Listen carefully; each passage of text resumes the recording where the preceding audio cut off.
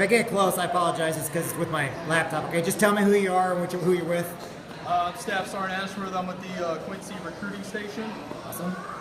I'm Sergeant First Class William Linder with the United States Army in the same recruiting center as Sergeant Ashworth. Okay. I'm Glenn Myers. I'm Commandant of the Gem City 790 Detachment of the Marine Corps League. Okay. I'm Steve Daniel, with the same Marine Corps League detachment. All right. Gentlemen, we're at the Adams County Fair, and we're just basically letting people know you're out here, letting them know what you're doing and why you're out here. And I know on one side we have the Marine Corps League, and the other side we have the Army recruitings. So tell us what you're looking for when it comes to performance, what you're looking for when it comes to people when they're joining the Army. Why would they want to join the Army? What exactly are you looking for? Tell them what is going to inspire them and motivate them to come out here, talk with you, and get in good with you, and why do they need to talk with you? We'll just start with one at a time. Whoever wants to go first, just let me know. Okay. So basically what we're looking for is anybody over at the age of 17 to, 35 now. 17 to 35, you got to be physically fit. If you're not there, it doesn't matter. You don't really have to be. We'll get you there. You have to be medically qualified and lawfully qualified. So if you have a whole bunch of law issues, we can work with some, but not all. Why you would want to do it, I would say basically to set you up for your future. A lot of people don't take into consideration that a lot of jobs best in the military as a whole, but especially in the Army, correlate over to a lot of the outside jobs, civilian jobs. Police officers are a big one. We have military police, as well as a lot of jobs in the Army itself actually correlates over to police officers. So it's a big setup for your career, as well as what everybody knows about the college benefits. Pay 100% of college for 36 academic months with the GI Bill. So it's an awesome start, especially if you're young, looking to jumpstart your career and trying to stay out of debt. Okay.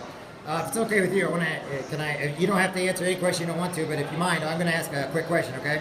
How long have you been in the Army? I've been in the Army. I just hit 10 years back in May. So And why did you join the Army? What was your motivation for joining the Army? I joined the Army because I have a very big family tradition in the military. I'm actually the first person that went Army, so it was just something that the Army guy was the only one that came to my school, and I decided, hey, the Army looks like a cool path. The guy was pretty cool, and we're all pretty cool ourselves. So it's just something that I did it. I did a 3-year contract, and then I realized that the Army took care of me, and I plan on going my full 20.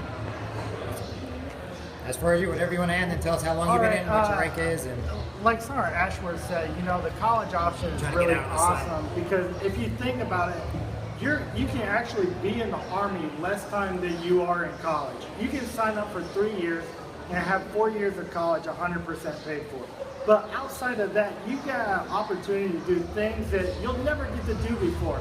Like doctors that can say, hey, when I was 18 years old, I shot a tank. How many people can there say, goes a hey, tank. yeah, I shot a tank. So, it's opportunities. How many people can say they're an accountant and jump out of airplanes and get paid to jump out of an airplane? How many people can work as a doctor and travel as part of their job to Korea for a year, Japan for a year, and different places like that? So it's things that you can never do in a normal, regular job here in Quincy. It gives you that opportunity to just get away from Quincy for 4 years and come right back home, or 3 years, whatever it may be. Now, why did I join? I got 2 reasons I joined. One is a family tradition, and because Dad saw it as a family tradition, I was 18 years old with a 1.83 GPA. It was time for me to get out the house and grow up. I currently have a 3.6 GPA at college. So without that structure and that discipline of the Army, I wouldn't be doing that well at college. But I got 18 years in. I'm less than 2 years away from my retirement. I don't think I look that old, but it is what it is.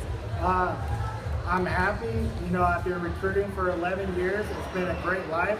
I got to see a lot of people grow up, mature, have families, have their college paid for, and they're back on the streets of wherever they came from. So it's a great opportunity. Before I get over to the Marine Corps, have you guys ever worked with other branches of the service before? we work with all the other branches because we all have different requirements. For example, the Marines are stricter on tattoos. So if somebody has a certain tattoo, they'll send them over to us. Well, we'll have a different condition that, you know, a kid can't have, say, medically or morally, or, you know, just some kind of excitement that they want. We'll send them over to the Marine Corps for maybe the uniform they think is prettier or whatever. Or they just that, hey, run through the wall type mentality that the Marine Corps brings to it. So we all have our different things. Some people just want to be on a ship for 3 years. You know, we have boats, but we're not on the ocean that often. So it's different things like that. Go back over to you real quick. Now, the commercials on TV. How accurate are they, and how dedicated and motivated does a person have to be to actually do what the commercials say? Because the military is very big, and there's lots of different MOSs, lots of different training. And say somebody joins because they saw a commercial, and they see guys hitting the beachhead, or they see guys jumping out of parachutes, you know. They see airborne, they see rangers and everything else. And is it not true that everybody has that chance after boot camp, given that all their record's good, but do they not have a chance? In other words, it's open to everybody as long as you got the motivation to do it. It absolutely is. A lot of times, especially depending on what you can score on your ASVAB, which it's basically broken up into math and English, and it would be something you'd have to come discuss with us and everything. It's the aptitude-wise of joining the actual military itself. Now, if you can score high enough, the Army can actually guarantee those types of different options in your actual initial contract, especially airborne. We have Ranger contracts, and if you're over the age of 21, or if you're close to the age of 21, we can possibly put you into those special forces types situations to where we can actually guarantee that in your contract. Now, those types of jobs, yes, you are going to need that extra motivation and everything, but you don't necessarily have to. I mean, knowing the fact that you're going to be jumping out of an airplane, it's going to give you that extra motivation, especially with all the adrenaline junkies and everything like that. So you may not necessarily have the motivation to do it. I would love to jump out of airplanes, but it's one of those things that you may not necessarily have it to begin with, but you'll have it when you're done with it. It's an awesome experience. I've heard a lot of good things about it, and especially, I mean, those special forces guys, they love their jobs.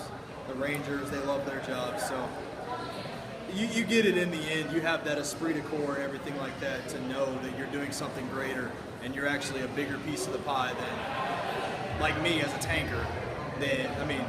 But you have the extra motivation to go along and do all that extra stuff.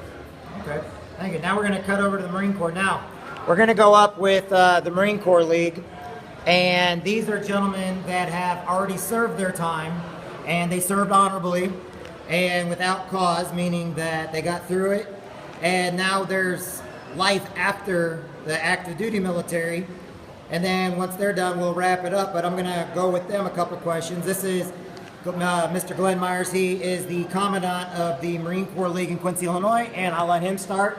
Introduce yourself, then we'll go to Steve, and then we'll go to the questions. Again, I'm Glenn Myers. I'm Commandant of the Marine Corps League. We help Marines. Young men come out of the Marine Corps League, out of the Marine Corps. We'll get them books when they go to college. We'll pay for their books. We put on dances over at the Veterans Home to help the veterans out. We help them with supplies, wheelchair tires, things the VA doesn't give them. We do fundraisers to raise funds to apply to these kinds of things.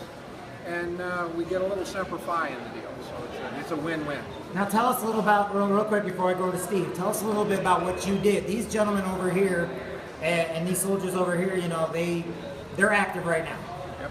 What did you do when you were in, and tell us about your experience while you were in the Marine Corps? I worked on F-4B Phantom jets. My MOS was 6236. I worked on avionics and fire control. Basically the radar system that made the F-4B Phantom the formidable weapon that it was at the time. I had a good time in the Marine Corps.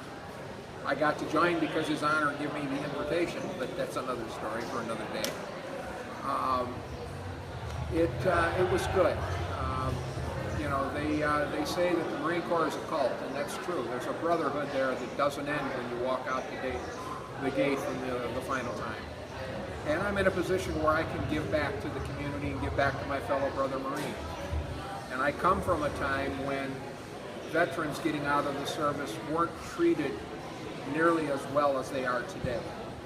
A veteran in the Army, the Air Force, the Marine Corps, and even the Coast Guard, the Navy, when they got out, they were not treated well by society, and a lot of those guys still haven't come home. And that's part of what we work with and try to help these guys break down those walls they build up in self-defense over all those years. Now, we usually a lot of times we intermingle with other branches sometimes when we do our Christmas parties and do everything else. In other words, it's a brotherhood across the board, no matter who it is. In the Marine Corps League, and I know that if there's not like an Army League or the Legion or whatever else, everybody at the end works together after they're out. Absolutely. We run a dance over at the Veterans Home every month during the summer. All veterans come, so we get the Army, Navy, the Air Force, and of course our Marines. And we're there for the guys. I mean, everybody signed that check. And when I say that check, everybody that enlisted wrote a check to the people of the United States for an amount up to and including their very lives. And those of us who didn't have to cash that check, I for one am particularly grateful to be in a position to help those guys that were less fortunate coming. Anything else you'd like to add? Well, Steve can expound on that a little All bit. right. He's one of our newer members, and he's Okay, a welcome Steve, addition. introduce yourself. Good. So again, I'm Steve Kane, and I'm a relatively new member to the league, like Glenn just said. It is awesome to see this small group starting to grow under his leadership. All I can say right now, I'm still learning the ropes of the league, and it's most interesting. It is neat to be able to serve again in this mode. Thank you, gentlemen. Thank you all for coming out. If you want to come out and talk more with the Army recruiters, I think the Marine Corps recruiter will be here tomorrow. Come on out. Just look for the Humvee. Now, a lot of you guys join me on my motivational Monday mornings and Friday nights and everything else. Nice thing about with the military is a lot of times we give each other a hard time, we give each other flack. The problem is the military cannot function without each other, okay? So everywhere I've been, I was in 0311, everywhere I've been, I worked with all branches of the service. Doesn't matter who they are. If you ever make fun of the Coast Guard, we do that a lot, but guess what? They guard our ships in other parts of the ocean, okay? Come on out, join everybody out here, come out and say hi, ask questions, send your sons and daughters out. Guess what? The military is open to everybody. And hope everybody has a great day today, and I'll talk to everybody soon.